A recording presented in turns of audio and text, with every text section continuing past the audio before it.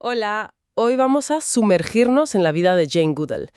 Tenemos aquí un perfil biográfico muy completo. Queremos entender su viaje, sus descubrimientos, cómo nos hizo ver a los animales y a nosotros mismos de otra manera.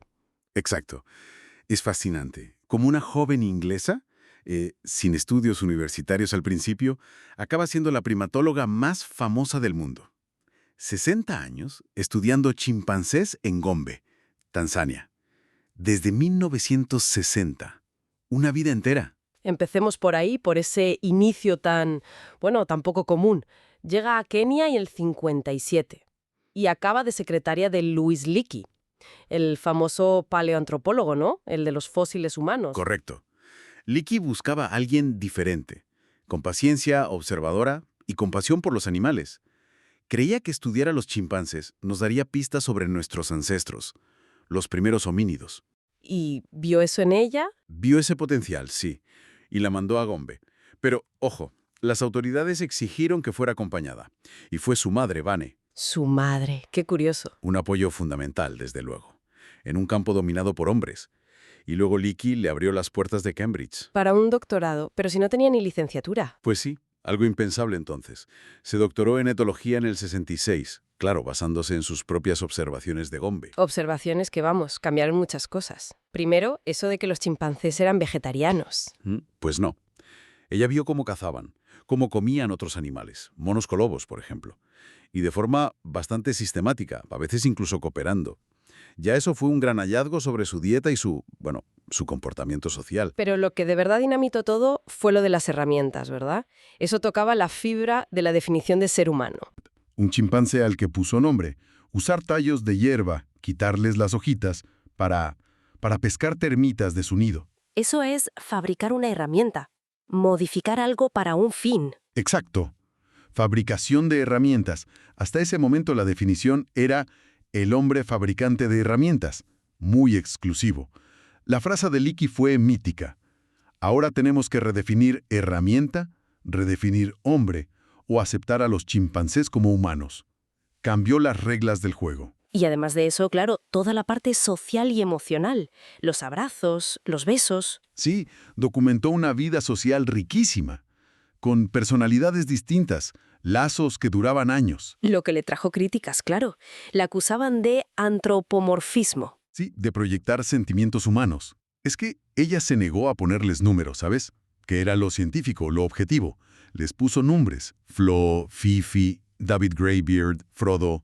Hablaba de su infancia, de su personalidad. Decía que era necesario, ¿no? Defendía que era la única manera de describir lo que veía. Relaciones complejas, afecto, lazos de más de 50 años.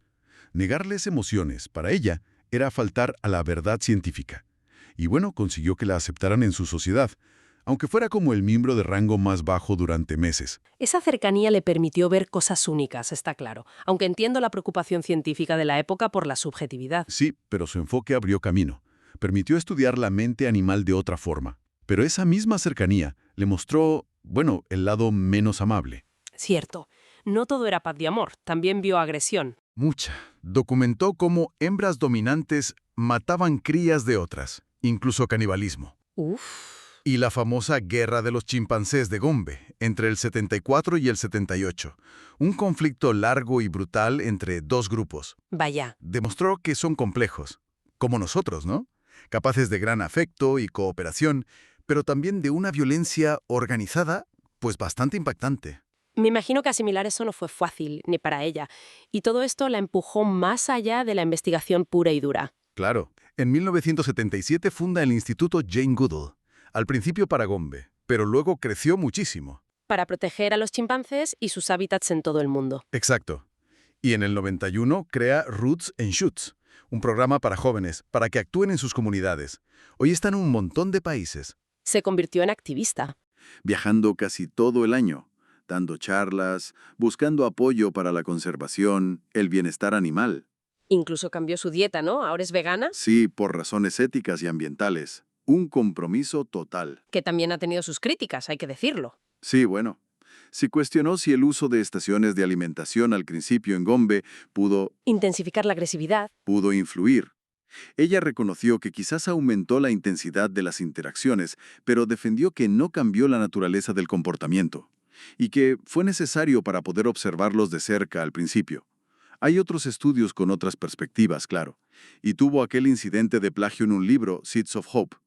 Lo admitió y se corrigió. Nadie es perfecto. Un viaje increíble, la verdad, de observadora pionera a icono mundial de la conservación. Nos enseñó sobre chimpancés, pero sobre todo nos obligó a mirarnos a nosotros mismos. Sin duda. Transformó la primatología, la conservación, inspiró a muchísima gente. Su legado es inmenso. Sigue muy activa, además. Y nos deja una reflexión interesante. Goodall rompió esa norma de no nombrar a los animales. Buscó una conexión más íntima. La pregunta es, ¿hasta qué punto es necesario, o quizá arriesgado, borrar un poco esa línea entre el observador y lo observado, entre lo humano y lo no humano, para llegar a comprender de verdad qué riesgos puede tener esa cercanía, para darle una vuelta?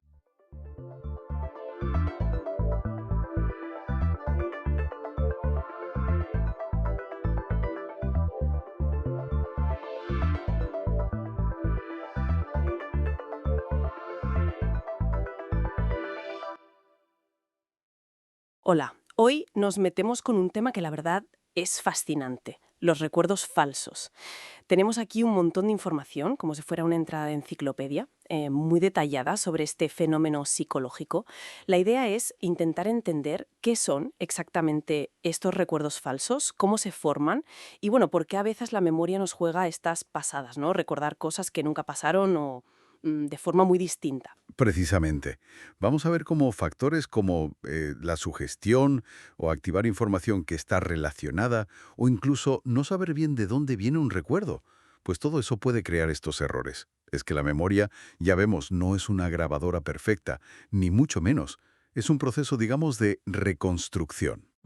Vale, entiendo. Pues vamos a desgranarlo. Podríamos empezar quizá con un ejemplo de esos clásicos que demuestran muy bien cómo de moldeable es la memoria, ¿verdad? Estaba pensando en el estudio de Elizabeth Loftus, el de 1974, sobre los accidentes de coche. Les ponían vídeos a la gente y luego les preguntaban a qué velocidad iban los coches. Y la clave era el verbo que usaban. Estrellaron, colisionaron, golpearon. Y resulta que la palabra, pues, influía un montón en la estimación que hacían de la velocidad. Sí, sí. Y fíjate, lo más curioso es que ese lenguaje no solo afectaba a la velocidad que decían, sino también a si recordaban haber visto cristales rotos, que no había en el vídeo. Si preguntaban con el verbo estrellaron, un verbo más fuerte, pues más gente recordaba haber visto cristales rotos.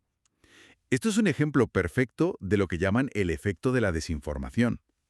Ujú. O sea, cómo la información que te llega después de que algo pase puede cambiar tu recuerdo de ese algo. Es increíble cómo una sola palabra puede reescribir un recuerdo así. Y este tipo de influencia se queda solo en detalles pequeños o puede verse en cosas más grandes, quizá a nivel colectivo. Es una buena pregunta, porque sí que puede magnificarse.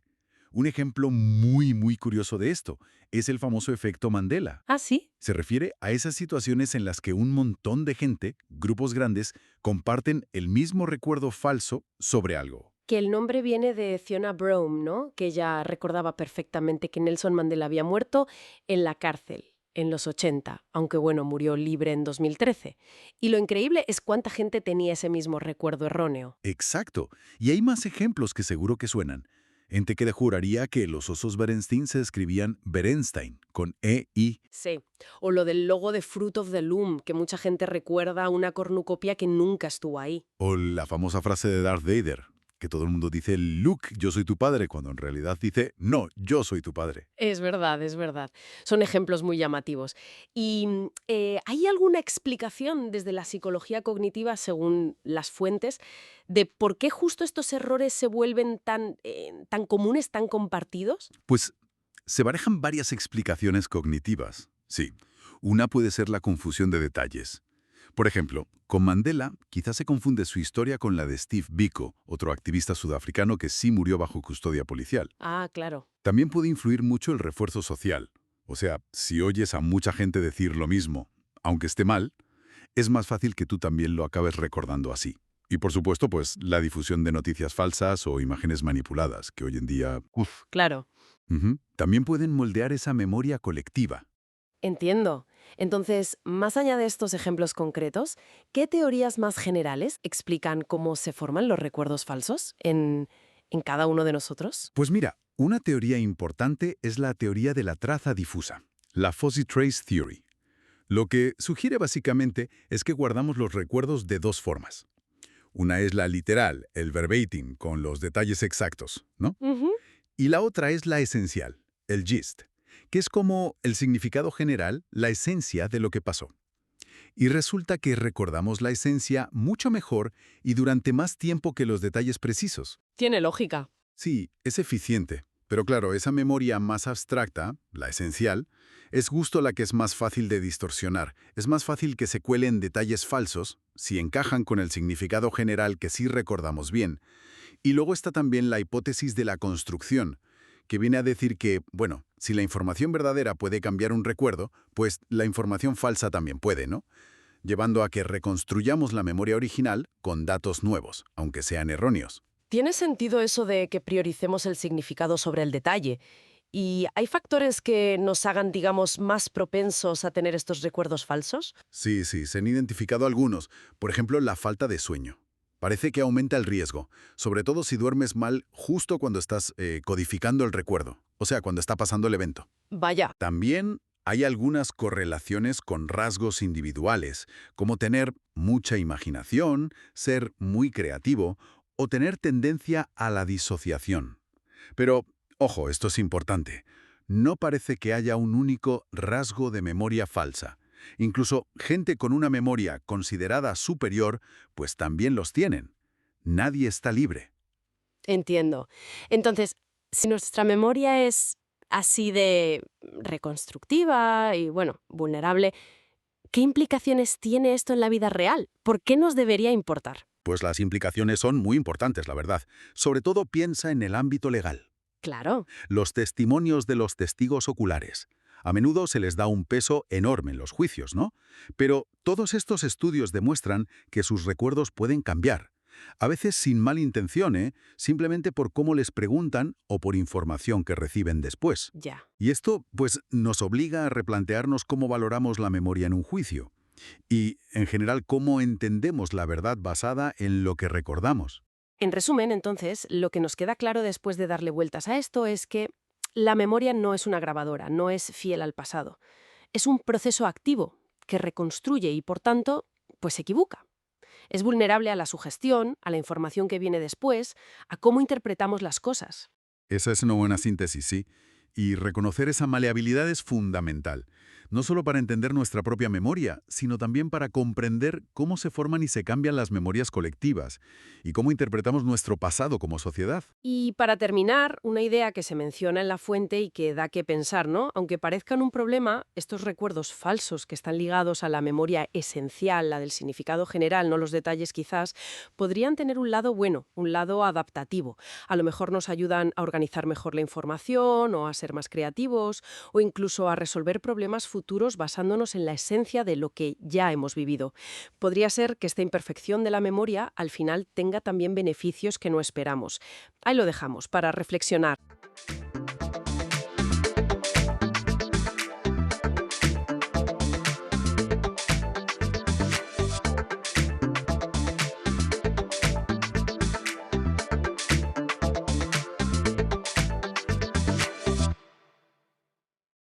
Bienvenidos. Hoy nos sumergimos en un auténtico gigante literario, una novela que, bueno, es tan aclamada como intimidante. El arco iris de gravedad. Eso es, de Thomas Pynchon, publicada ya en 1973. Y para guiarnos tenemos un resumen bastante completo, tipo enciclopédico, que nos detalla el argumento, el estilo, su legado, todo. Así es. Y el objetivo aquí es intentar entender por qué este libro, que está ambientado sobre todo en Europa, justo al final de la Segunda Guerra Mundial. Con los cohetes V2 alemanes como protagonistas casi. Exacto, obsesionado con los V2, ¿por qué sigue generando tanto debate?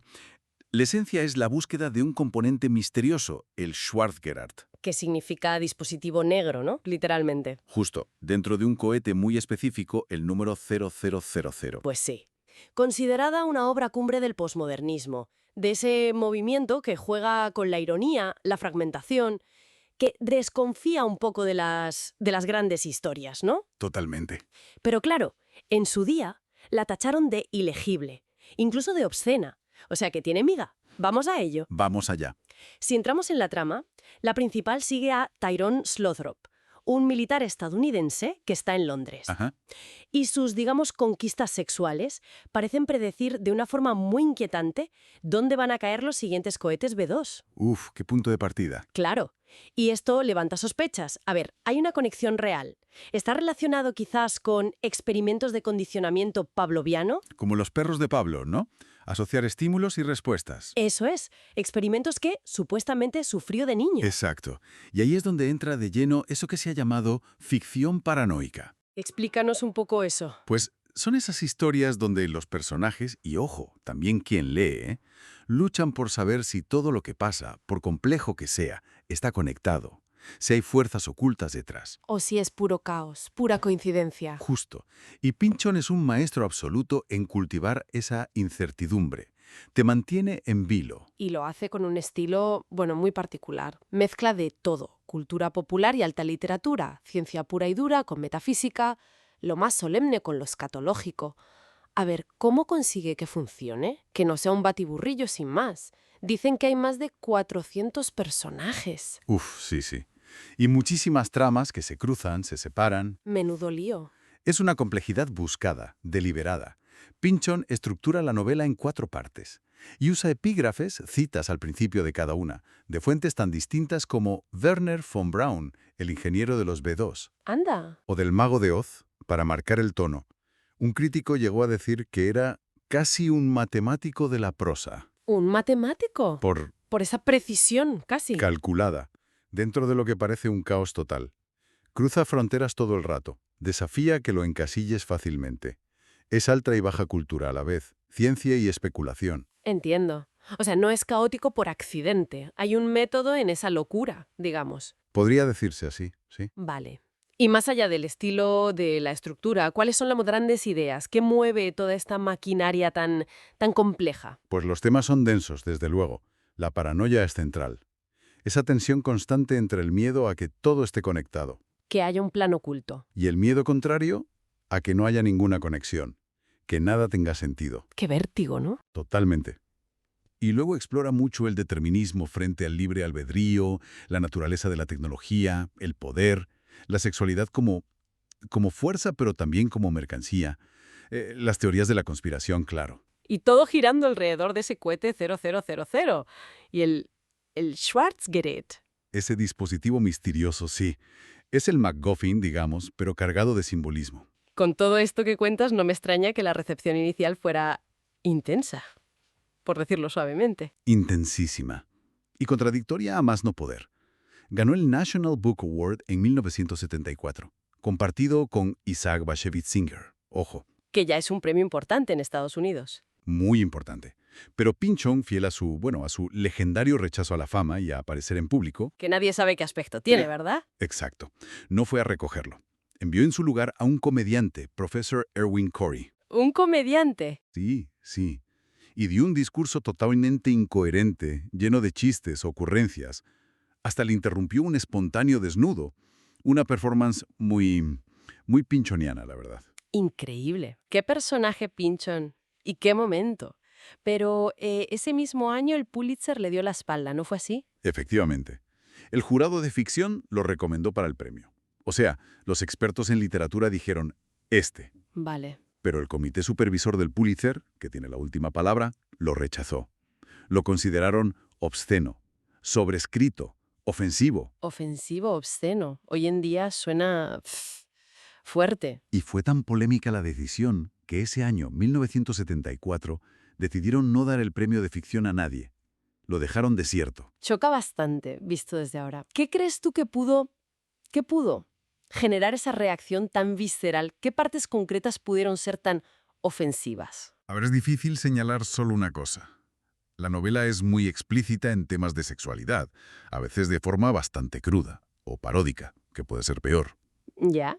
Tiene mucho humor escatológico, critica abiertamente instituciones, figuras de autoridad, y su propia densidad, su ambigüedad moral, pues podían resultar profundamente incómodas para ciertas sensibilidades más, digamos, conservadoras o académicas de la época. Claro, rompía muchos moldes. Desafiaba muchas convenciones, sí. No era una lectura cómoda ni complaciente. Y sin embargo, bueno, el tiempo parece que le ha dado la razón a Pynchon, ¿no? Hoy la revista Time la mete entre las 100 mejores novelas en inglés del siglo XX Sin duda. y muchísimos críticos la ven como una obra fundamental. Incluso dicen eso de la novela posmoderna por excelencia. Sí, su influencia es innegable. Se ha traducido a un montón de idiomas, ha calado en la cultura popular de formas muy diversas. Por ejemplo, Pues inspiró a músicos como Devo o Laurie Anderson, que incluso llegó a planear una ópera basada en el libro. una ópera, tela. Sí. Y luego el artista Zach Smith hizo un dibujo por cada página del libro. Más de 700 dibujos. ¡Qué barbaridad! ¿Y en cine? También hay guiños. En películas tan distintas como Puñales por la espalda, la de Rian Johnson, o incluso Interstellar de Nolan, aparece por ahí. En fin, en definitiva, El arco iris de gravedad es una obra monumental, sí, y exigente, no nos engañemos. Teje de una forma muy única la tecnología, el poete como símbolo de tantas cosas, la paranoia, la historia, la condición humana después de la industrialización. Es como una inmersión profunda, ¿no? A veces desconcertante en todas esas ansiedades, esas complejidades del siglo XX. Que siguen resonando hoy, claro. Entonces, si tuviéramos que destilar una idea clave para quien nos escucha, ¿cuál sería? Difícil quedarse con una. Quizás esa sensación que explora la novela, muy del siglo XX, pero que hoy igual es hasta más intensa, ¿no? Esa sensación de que hay fuerzas ocultas, sistemas invisibles, que conectan los puntos de maneras que no entendemos. La paranoia endémica, ¿sí? Y nos deja con una pregunta un poco incómoda flotando en el aire. En nuestro mundo de hoy, hiperconectado, saturado de información, ¿qué da más miedo? A ver. La posibilidad de que todo esté secretamente conectado, entrelazado por alguna lógica oculta que se nos escapa, o la posibilidad de que, en el fondo, no haya conexión ninguna y todo sea puro azar. Buena pregunta. Ahí queda eso para reflexionar.